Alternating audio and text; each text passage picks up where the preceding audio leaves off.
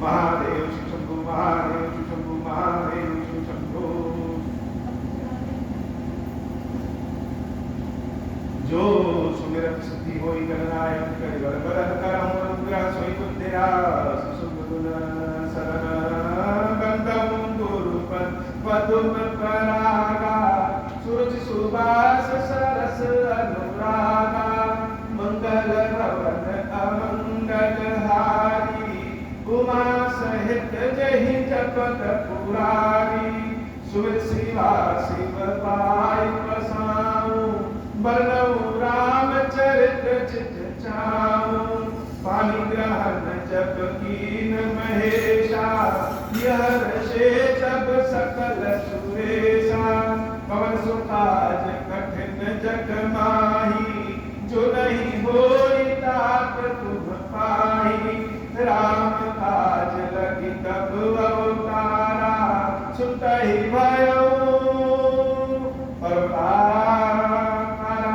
हे भगवान शंकर, आप ऋण पातक दुर्भाग्य और दरिद्रता की निवृत्ति के लिए तथा संपूर्ण पापों का नाश करने के लिए मुझ पर प्रसन्न होइए।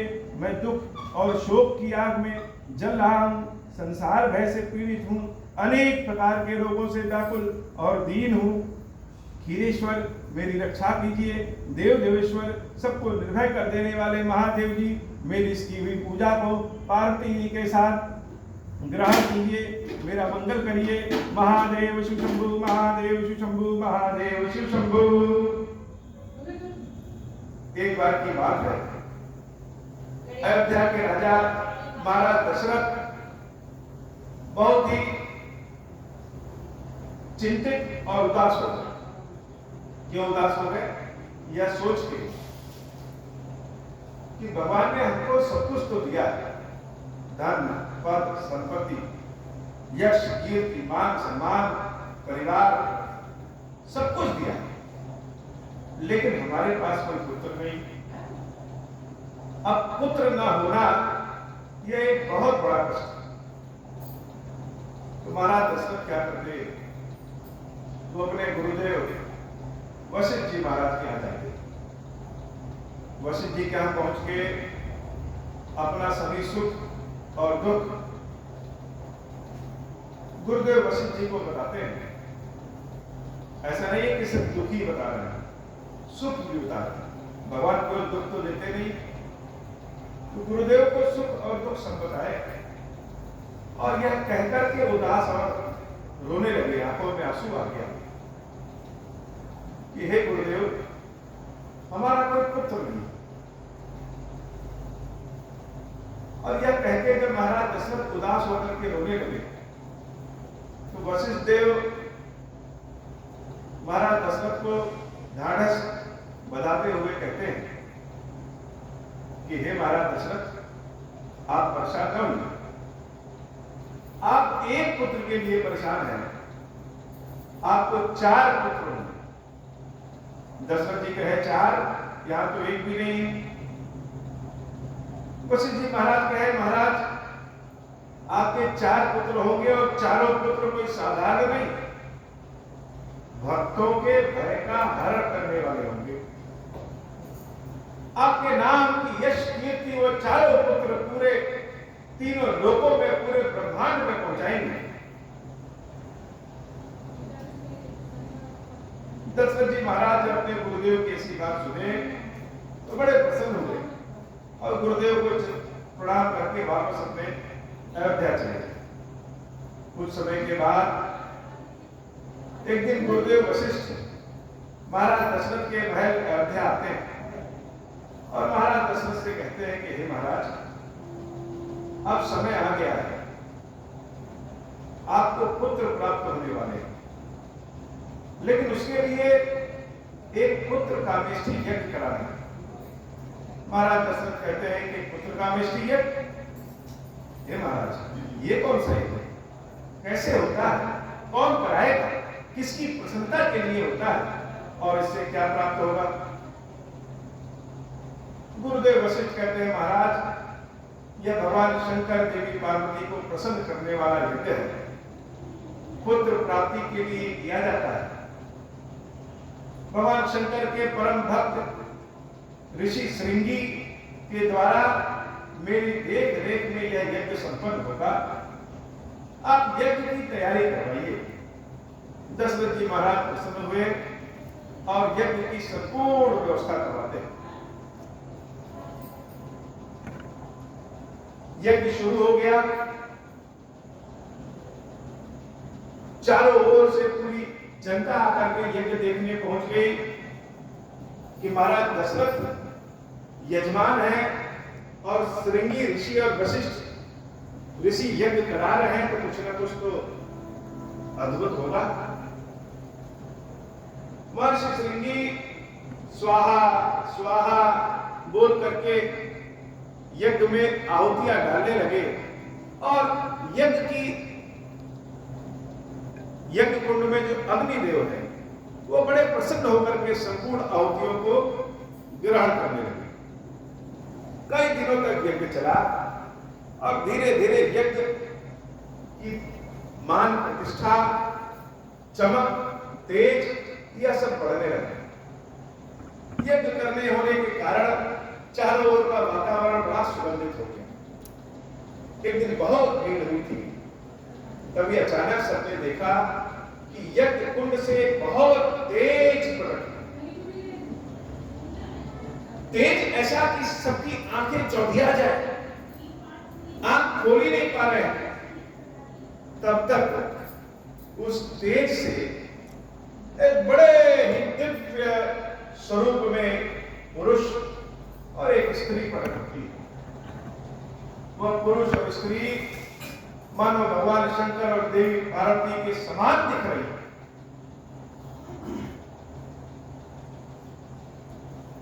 महर्षि श्रृंगी, गुरुदेव वशिष्ठ, महाराज दशरथ, सभी महारानियां उन भगवान शंकर और देवी पार्वती को जान समझ करके देख करके बड़े प्रसन्न हुए, आश्चर्यचकित हो गए। शंकर जी कपूर के समान सफेद और पार्वती उनके बाम भाग में थोड़ी लालिमा लिए हुए। शंकर पार्वती की जोड़ी बड़ी मनोहर लग रही थी। सारे लोग अपनी सुध बुद्धि खो दिए, यह कौन है? सारे लोग भाव विभोर होकर के हाथ जोड़ करके खड़े हो गए और जब शिव जी अपनी दिव्य वाणी में बोले तो वह वाणी ही अमृत के समान मानो। भगवान शंकर कहते हैं, हे वशिष्ठ, तुम्हारे इस यज्ञ से हम बहुत प्रसन्न हैं और तुम्हारे मन की जो इच्छा है, जो कामना है, जो तुम चाहते हो वह अवश्य पूर्ण होगी। देवी पार्वती के हाथ में एक सोने का कलश था। भगवान शंकर उस स्वर्ण कलश को लेकर के महाराज दशरथ को प्रदान करते हैं। कहते हैं, हे दशरथ, तुम्हारी मनोकामना अवश्य पूर्ण होगी और पुत्र रूप में स्वयं भगवान तुम्हारे पास आएंगे। इस कलश में देवताओं के द्वारा बनाई हुई दिव्य खीर है और इस खीर को तुम अपने बुद्धि के अनुसार, मन के अनुसार अपनी रानियों में बांट देना। खीर का सेवन किस विधि से करना है, कैसे करना है, ये वो महादेव समझा करके जब अंतर्धान होना चाह रहे थे, उसी समय वहां पर उपस्थित सभी जनता जैसे मानो उन भगवान से कुछ कहना चाहती है लेकिन संकोचवश कह नहीं पा रहे। सबने हे प्रभु, हे प्रभु, हे प्रभु कह करके हाथ जोड़ करके दंडवत प्रणाम किया। महादेव जी जब सबकी ओर देखते हैं कि सब लोग उनको पुकार रहे हैं, तो सबकी ओर देख करके कहते हैं, बोलो क्या चाहते, क्या मांगना चाहते हो, मांग लो। शिव जी की ऐसी दिव्य वाणी सुनकर के ही जैसे इच्छा ही समाप्त हो जाए, सब कुछ प्राप्त हो गया, ऐसा लगने लगता है। वो सारे लोग भगवान को दंडवत प्रणाम कर रहे हैं, हाथ कांप रहा है, होंठ कांप रहा है, बोलना चाहते हैं लेकिन बोले कैसे, पूछना जो चाहते हैं वो पूछे कैसे, किसी तरह से हाथ जोड़ते हुए कह रहे हैं कि हे प्रभु आप कौन हैं, आप कौन हैं, आपके स्वरूप को हम क्या नाम दें। और ये दशरथ जी तो बड़े ज्ञानी हैं, धनी हैं, सामर्थ्यवान हैं, इनके पास ऋषि वशिष्ठ हैं, ऋषि श्रृंगी हैं, ये इतना बड़ा यज्ञ तो करा सकते हैं, लेकिन हम लोग तो निर्धन हैं, निर्बल हैं, अज्ञानी हैं, हमारे पुण्य भी बहुत नहीं है, कुछ ज्यादा जानते भी नहीं है, लेकिन आपके रूप मनोहर को देखने के बाद मन करता है कि जैसे आपको देखते रहें। तो अगर हम लोगों की कभी इच्छा होगी आपको प्रसन्न करने की, आपसे कुछ मांगने की, आपसे अपनी बात कहने की, तो ये नाथ हम आपको कैसे प्रसन्न करें, किस विधि से प्रसन्न करें, ऐसी वो विधि, ऐसा वो तरीका बताइए कि हम जैसे अज्ञानी पापी लोगों से भी आप प्रसन्न हो जाएं और हमारी कामना को पूर्ण करें, दर्शन दें, कृपा करें। मानो सारे लोग कहना बहुत कुछ चाहते हैं, लेकिन जैसे भाव के आगे शब्द निकल ही नहीं रहा, हम बोलते कम हैं और भगवान समझते ज्यादा। उन भगवान शंकर ने सबकी भाव भंगिमा देखते हुए तुरंत उत्तर दिया, हे भक्तों, मेरा यह रूप खीरेश्वर कहलाएगा। जब भगवान शंकर के मुख से खीरेश्वर नाम निकला तो सारे लोग जय खीरेश्वर महादेव बहुत तेजी से, ध्वनि से, तीव्रता से जयकारा लगाने लगे।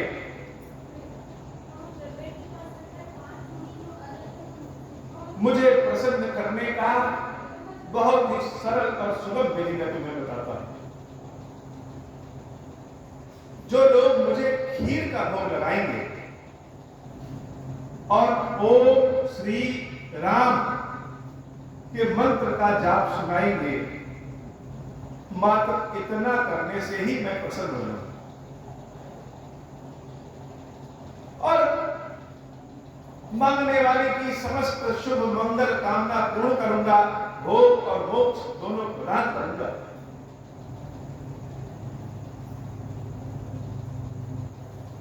कलयुग में भारतवर्ष के 12 वन, जिसको कि अब 12 कहते हैं, उस 12 वन में खीरेश्वर के नाम से दीपक की लौ के समान विकृत आकृति में मैं स्वयंभू ज्योतिर्लिंग के रूप में प्रकट होगा। अपनी देवी खीरेश्वरी, अपनी शक्ति खीरेश्वरी के साथ, अपने गणों के साथ, अपने पूरे दरबार के साथ उस स्थान पर हम प्रकट होंगे, प्रतिष्ठित होंगे और प्रकाशित होंगे। जो कोई भी जिस भी किसी विधि से मुझे खीर का भोग लगाएगा, ओम श्री राम मंत्र का जाप सुनाएगा, उसे मैं भोग और मोक्ष सब कुछ प्रदान करूंगा। मेरे इस खीरेश्वर रूप के प्रगटीकरण की कथा जो सुनेगा, जो सुनाएगा, अपने घर में इस कथा का जो आयोजन कराएगा, जो हर महीने मेरी इस कथा को सुनेगा, सुनाएगा, उसकी मैं समस्त मंगल कामना को अवश्य पूर्ण करूंगा। जैसे राजा दशरथ की इच्छा कामना पूर्ण हुई है, वैसे ही सबकी इच्छा कामना पूर्ण होगी। उस खीरेश्वर धाम में हम अपनी समस्त कलाओं के साथ उपस्थित रहेंगे और उस खीरेश्वर धाम के प्रति जिसके मन में श्रद्धा भाव रहेगा, ऐसे भक्तों की रक्षा हम स्वयं करेंगे। खीरेश्वर महादेव जब यह बात अपने मुख से कह रहे हैं तो सारे लोग हाथ जोड़ करके बस उनकी बातों को सुन रहे हैं। मानो अमृत महादेव के मुख से निकल रहा है और सब पी रहे हैं।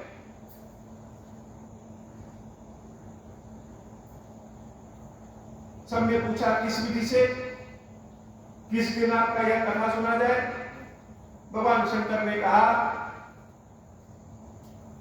कि खीरेश्वर महादेव मंदिर में या फिर अपने घर में, अपने व्यवसायिक प्रतिष्ठान में, किसी और मंदिर में, गांव में, नदी के किनारे, किसी तीर्थ स्थल पे, कहीं पे भी मेरी कथा कहीं और सुनी जा सकती है।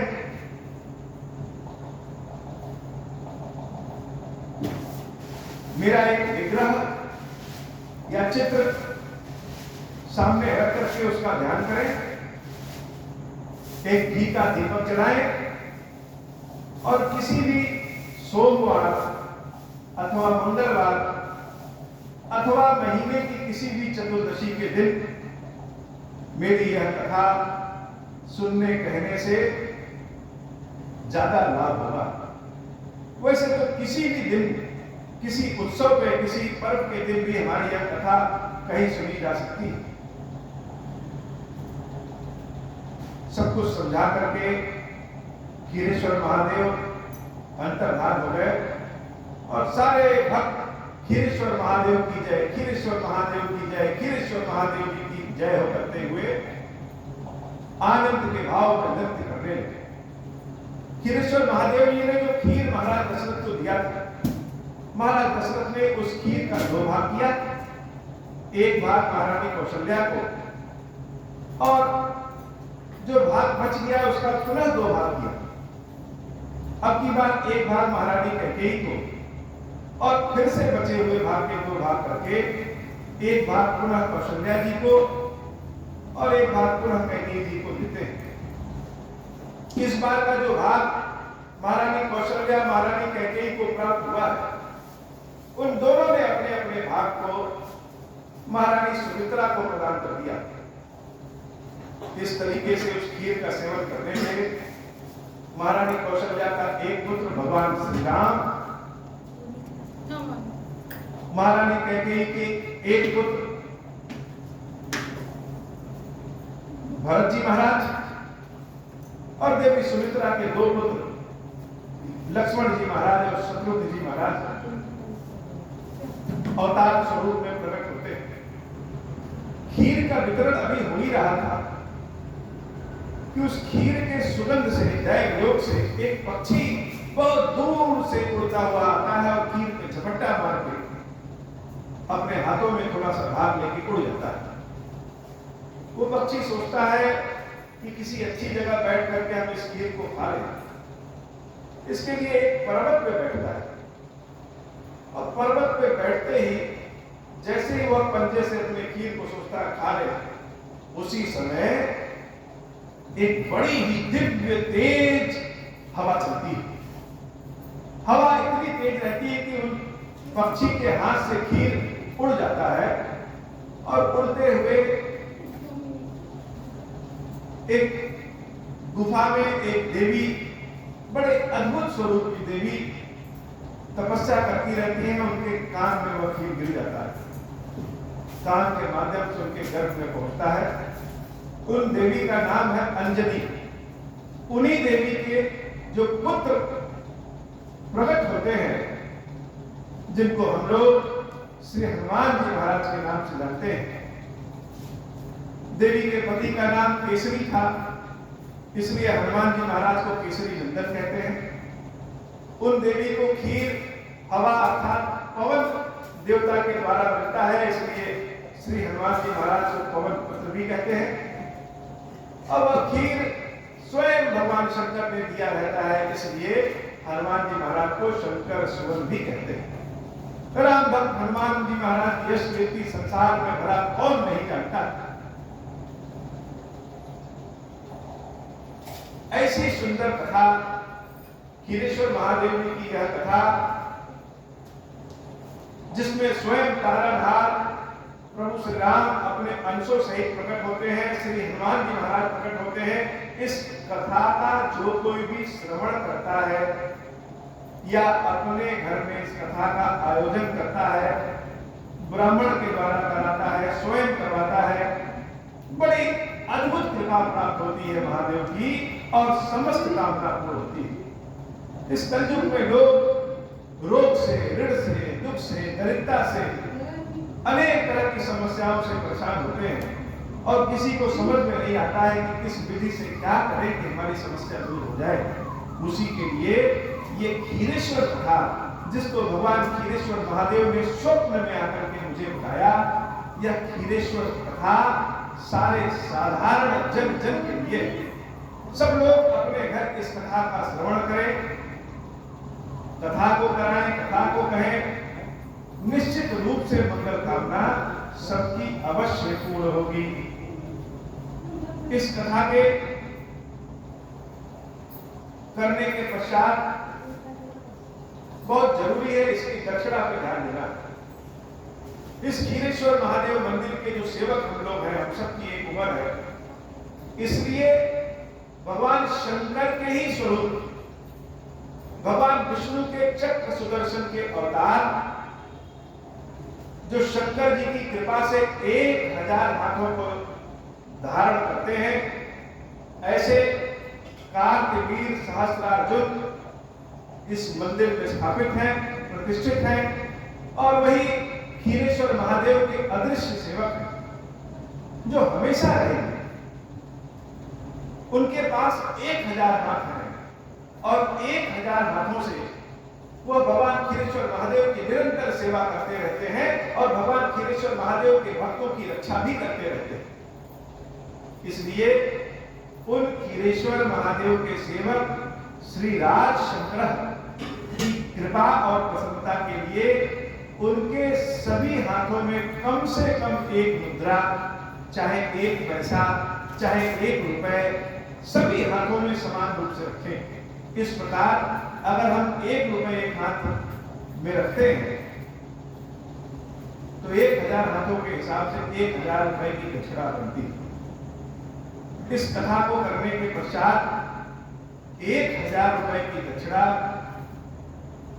भगवान खीरेश्वर महादेव का जो स्कैनर है उसके माध्यम से अथवा साक्षात भगवान खीरेश्वर महादेव के मंदिर में अवश्य प्रदान करें। अगर 1000 रुपए की दक्षिणा नहीं है तो मात्र 10 रुपए चढ़ा करके श्री राज शंकर को प्रणाम करके खीरेश्वर महादेव जी की कृपा प्राप्त कर ले। महादेव सुशंभु, महादेव सुशंभु, महादेव सुशंभु। अब हो प्रसन्न प्रभु को पर, नाथ दीन पर नेहु, निज पद भगति देहु प्रभु, पुनि दूसर पर देहु।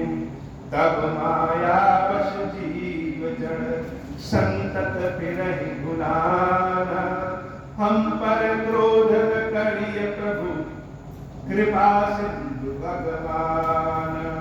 शंकर दीन दयाल, अब हम पर हो कृपाल, साप अनुग्रह होई जहि विधि, नाथ धोरहि काल। दीन दयाल विबुध संभारी, हरहु नाथ मम संकट भारी। जहि विधि होई नाथ हित मोरा, करहु सुबेति जानि दास मैं तोरा। राम राज बैठे त्रैलोका, हर्षित भय गए सब शोका। जे सकाम नर सुनहि जगावै, सुख संपत्ति नाना विधि पावै। जो इच्छा करि हम मन माही, हरि प्रसाद कछु दुर्लभ नाही। मंगल भवन अमंगल हारी, उमा सहित जही जपत पुरारी। बोले श्री खीरेश्वर महादेव जी, खीरेश्वरी मैया जी की सदा की जय हो। महादेव शिव शंभु, महादेव शिव शंभु। ओम श्री राम